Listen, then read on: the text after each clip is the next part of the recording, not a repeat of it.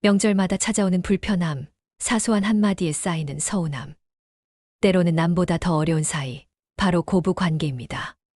결혼 후 새로운 가족을 맞이하는 설렘 뒤에는 이 복잡하고 미묘한 관계 속에서 지쳐가는 며느리들과 시어머니들이 너무나 많습니다. 대화는커녕 얼굴 마주하기도 꺼려진다고 호소하는 분들도 적지 않죠. 하지만 정말 답이 없는 걸까요? 오늘은 고부 갈등을 현명하게 극복하고 서로를 깊이 이해하며 더욱 단단하고 행복한 관계로 나아갈 수 있는 길을 함께 찾아보려 합니다. 쉽지 않은 여정이지만 충분히 가능하며 당신의 노력은 분명히 값진 결실을 맺을 것입니다. 본격적인 해결책을 이야기하기 전에 왜 유독 고부 갈등이 어렵고 풀리지 않는 숙제처럼 느껴지는지 그 근본적인 원인을 좀 더 깊이 짚어볼 필요가 있습니다. 이는 단순히 성격 차이나 개인적인 감정을 넘어선 복잡한 심리와 문화적 요인들이 얽혀 있기 때문입니다. 우리가 이 관계의 본질을 이해할 때 비로소 해결의 실마리를 찾을 수 있습니다. 첫 번째는 극명한 세대 차이와 가치관의 충돌입니다. 시어머니 세대와 며느리 세대는 완전히 다른 시대와 사회적 환경 속에서 성장했습니다. 시어머니 세대는 유교적 가치관과 공동체 문화가 지배적이던 시절을 살아왔습니다. 가족의 화합과 희생을 중시하고 집안의 대소사를 며느리가 도맡아 처리하며 남성 중심적인 가부장제 속에서 며느리의 역할을 기대하죠. 반면 현재의 며느리 세대는 개인의 행복과 자아 실현, 평등을 중시하는 환경에서 자랐습니다. 자신의 직업과 개인 생활을 중요하게 생각하고 가사 분담의 공평함을 원하며 수직적인 관계보다는 수평적인 소통을 선호합니다. 이처럼 근본적인 가치관의 차이는 육아 방식, 소비 습관, 여가 활용, 심지어 식사 예절이나 옷차림까지 모든 일상에서 다름을 야기하고 갈등의 불씨가 됩니다. 서로의 다름을 인정하지 못하고 자신의 방식만이 옳다고 주장할 때 관계는 경직될 수밖에 없습니다. 두 번째, 남편의 부재 혹은 소극적인 중재 태도입니다. 고부관계의 핵심에는 항상 남편, 즉 시어머니에게는 아들이고 며느리에게는 남편인 그 남성이 있습니다. 그는 이 복잡한 관계에서 가장 중요한 다리 역할을 해야 합니다. 그런데 만약 남편이 이 역할을 제대로 해내지 못하고 엄마와 아내 사이에서 눈치만 보거나 아예 갈등 자체를 외면해버린다면 상황은 걷잡을 수 없이 악화됩니다. 며느리는 자신의 편이 없다고 느껴 외롭고 고립감을 느끼게 되며 시어머니는 아들이 자기 배우자 편만 든다고 서운함을 넘어 배신감까지 느낄 수 있습니다. 남편의 적극적이고 현명한 중재는 갈등, 해결의 핵심 열쇠이며 그의 태도가 고부 관계의 향방을 결정짓는다고 해도 과언이 아닙니다. 그는 단순히 중간에 끼어 있는 존재가 아니라 문제를 해결하고 관계를 발전시키는 주도적인 역할을 해야 합니다. 세 번째, 며느리의 외부인 감각과 시어머니의 내 가족 인식 간의 간극입니다. 며느리는 오랜 시간 살아온 돈가를 떠나 시댁이라는 완전히 새로운 환경에 적응해야 하는 낯선 손님 같은 존재로 자신을 인식할 수 있습니다. 그래서 시댁에서의 모든 상황이 조심스럽고 불편함에도 참고 넘어가려는 경향이 있죠. 반면 시어머니는 며느리를 내 아들의 배우자이자 이제는 한 가족으로 여기며 때로는 내 자식이나 다름없다는 생각으로 과도한 기대나 깊은 간섭을 할 수 있습니다. 시어머니는 자신의 행동이 애정과 관심이라고 생각하지만 며느리에게는 통제나 간섭 혹은 불필요한 부담으로 느껴질 수 있는 것이죠. 이처럼 서로를 바라보는 시각의 차이가 오해와 불편함을 낳는 주요 원인이 됩니다. 서로의 심리적 경계를 이해하고 존중하는 것이 중요한 이유입니다. 마지막으로 무의식적인 기대와 실망이 있습니다. 우리는 종종 상대를 내가 바라는 이상적인 모습으로 여기거나 나와 같을 것이다라는 막연한 기대를 합니다. 시어머니는 며느리가 예전의 자신처럼 헌신적으로 혹은 이상적인 며느리상처럼 완벽하게 행동해 주기를 기대하고 며느리는 시어머니가 친구처럼 편안하게 혹은 이해심 깊은 어른처럼 넓은 아량으로 대해 주기를 기대하죠. 이러한 비현실적인 기대치가 충족되지 않을 때 작은 오해가 큰 실망감과 좌절감으로 이어지며 관계를 어렵게 만듭니다. 우리는 각자 다른 인생을 살아온 독립적인 인격체라는 점을 인정해야 합니다.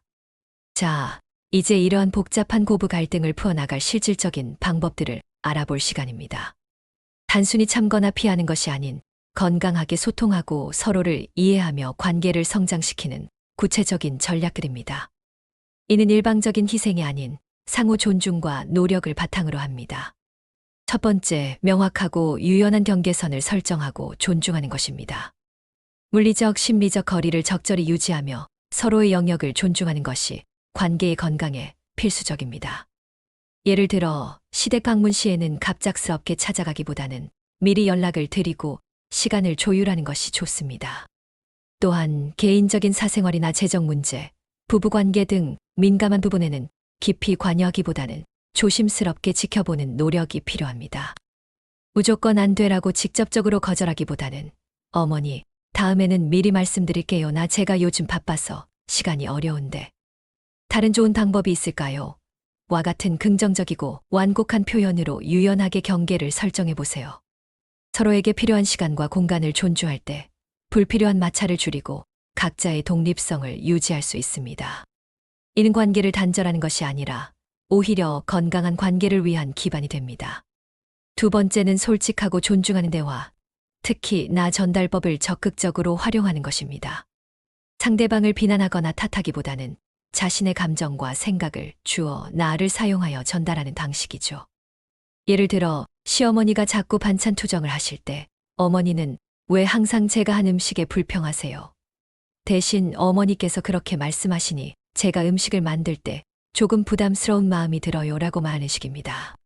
혹은 어머니가 이것저것 자꾸 시키셔서 제가 너무 힘들어요. 대신 제가 요즘 회사 일이 많아서 피곤한데 어머니께서 갑자기 이것까지 부탁하시니 조금 버겁다는 생각이 들어요 라고 표현하는 거죠. 이렇게 자신의 감정을 솔직하게 표현하면 상대방도 비난받는다고 느끼지 않고 오히려 당신의 상황과 감정을 이해하려 노력할 겁니다. 감정을 부드럽게 표현하는 연습이 중요합니다. 세 번째, 남편의 현명하고 적극적인 중재자 역할이 필수적입니다. 앞서 강조했듯이 남편은 고부 갈등의 핵심에 서 있는 유일한 존재이자 가장 중요한 해결사입니다. 그는 엄마와 아내 사이에서 중립적인 입장을 지키면서도 양쪽의 입장을 이해하고 조율하는 역할을 해내야 합니다. 아내의 어려움을 시어머니에게 전달할 때는 아내의 감정을 옹호하면서도 시어머니의 감정을 상하게 하지 않도록 비난이 아닌 설득과 이해의 언어로 대화해야 합니다. 예를 들어, 엄마, 여보가 이런 것 때문에 너무 힘들어해요 라고 직접 말하기보다는 어머니, 제가 보기에도 여보가 요즘 많이 지쳐 보이는데 혹시 어머니께서 이러이러한 부분을 조금만 배려해 주시면 어떨까요? 와 같이 부드럽게 접근하는 것이죠. 반대로 시어머니의 바람을 아내에게 전달할 때도 강요가 아닌 공감과 이해의 언어로 설명해야 합니다. 남편이 감정적으로 휘둘리지 않고 이성적으로 조율하는 역할을 잘 해낸다면 고부 관계는 훨씬 부드럽고 건강하게 발전할 수 있습니다. 네 번째, 작은 것부터 인정하고 칭찬하는 습관을 들이는 것입니다. 우리는 종종 단점만 보려 하거나 불만을 먼저 표현하려 합니다. 하지만 상대방의 좋은 점을 찾아 진심으로 인정하고 칭찬하는 것은 관계 개선에 놀라운 긍정적인 효과를 가져옵니다. 예를 들어 시어머니가 무심코 해준 반찬 하나에도 어머니, 이 반찬 정말 맛있어요. 어머니, 손맛은 역시 최고예요. 비법 좀 알려주세요. 라고 구체적으로 칭찬해보세요.